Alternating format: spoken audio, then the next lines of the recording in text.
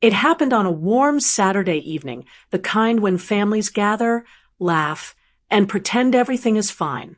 My parents had organized a party to celebrate new beginnings.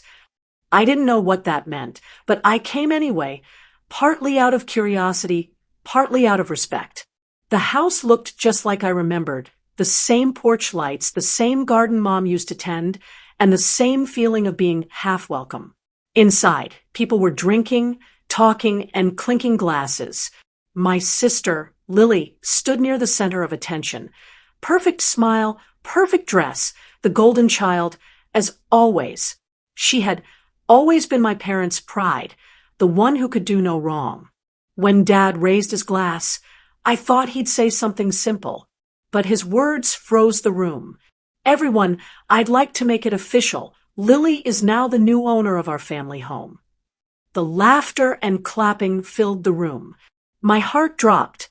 I looked at my parents, then at her, waiting for someone to explain. Owner. I repeated quietly. What are you talking about? Dad smiled, as if it were no big deal. Your sister's been helping us financially. It made sense to transfer the house to her name. She'll take care of it now. I felt my stomach twist. That house wasn't just a building. It was where I grew up, where I fixed broken tiles, painted the walls, replaced the roof after storms. Every corner carried my effort, and now it was hers. Before I could speak, Lily turned to me, her voice sharp and loud enough for everyone to hear. You heard him. I'm the owner now. She took a sip of her drink, eyes glittering with smug satisfaction. So maybe it's time you stopped hanging around here like you belong. The room went silent. Everyone watched her. I could feel eyes on me, pity from some, amusement from others. Get out, she added, her tone venomous. This isn't your house anymore. I didn't move. My dad's face tightened, but he didn't say a word. Mom looked away, pretending to straighten a plate. The betrayal hit harder than any insult could. Slowly, I set my glass down. You're right, I said, voice steady though my chest was burning. It's not my house anymore. I turned toward the door, ignoring the whispers behind me. But as I stepped outside, I looked back at the home that once held my childhood and quietly promised myself, if they wanted me gone, I'd make sure they'd one day wish I never left. Because this wasn't just about losing a house. It was about losing respect. And I wasn't going to let that be the end of my story. I left that night with nothing but a duffel and a quiet promise. I wouldn't disappear. I didn't want to burn the house down or humiliate anyone. I wanted something cleaner, facts that couldn't be laughed away. First step, I inventory everything. Not revenge theatrics. Receipts, bank transfers, old photos of me standing on ladders, painting eaves, fixing gutters, contractor invoices with my name on the checks, text threads where Dad asks me to pick up paint or meet the tiler, utility bills and partial mortgage transfers I'd been quietly covering for years. It surprised me how much paper accumulated when you actually pay attention. Next, I asked for help. I found a lawyer who didn't get excited by family drama, just the law. He asked 3 practical questions.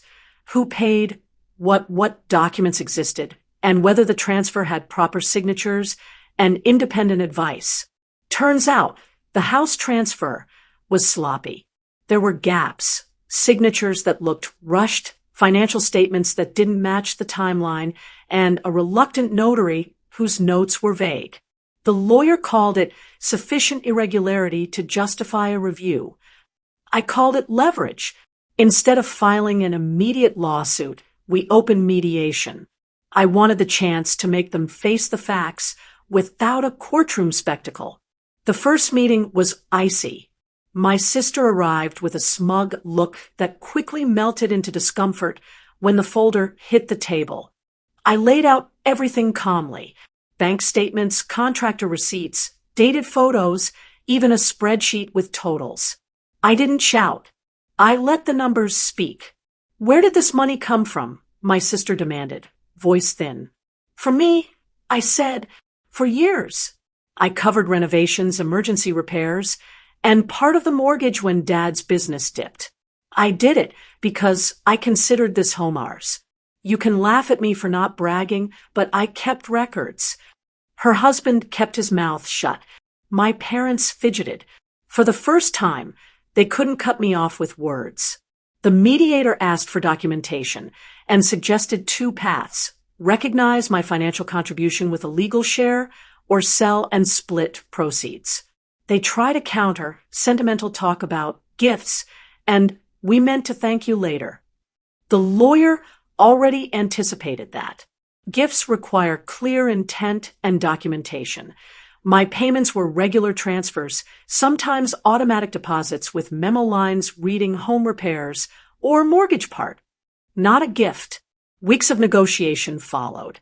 There were tense family moments between sessions. My mother texting apologies that read like PR statements. My father avoiding eye contact. My sister trying to rally cousins as if public opinion would change the math. It didn't. Numbers don't bow to narrative. In mediation, we agreed to an expert audit. An independent accountant reviewed the accounts and confirmed my contributions were real and substantial. The mediator's proposal was straightforward. The family could keep the property if they legally acknowledged my monetary contribution as equity, a defined percentage, and either retitle the house jointly or refinance to reimburse me. If they refused, the house would be listed and the net proceeds split with my share recognized. Faced with an ugly and public sale, my parents chose the cleaner path. They apologized, haltingly then more openly, and signed paperwork that recognized my equity.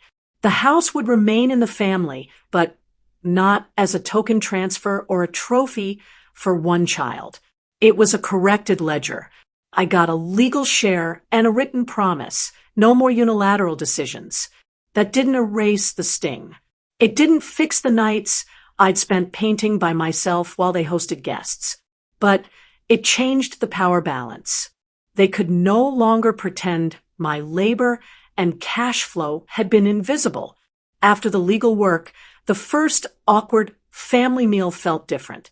My sister's eyes met mine across the table without the old smirk.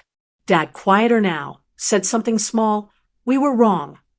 It landed, but I didn't collapse at the apology. I'd learned not to build my life on anybody's change of heart. What I wanted most wasn't vindication. It was respect. The equity and the legal papers gave me that in the simplest form, recognition. No fireworks. No public shaming. Just a clean record that said, if you help build something, you own part of it. I learned two things. One, dignity is quiet but firm. You don't have to scream to be seen. Two, sometimes the best answer to betrayal is precise, not performative. I didn't make them pay in spite. I made them account. That was enough.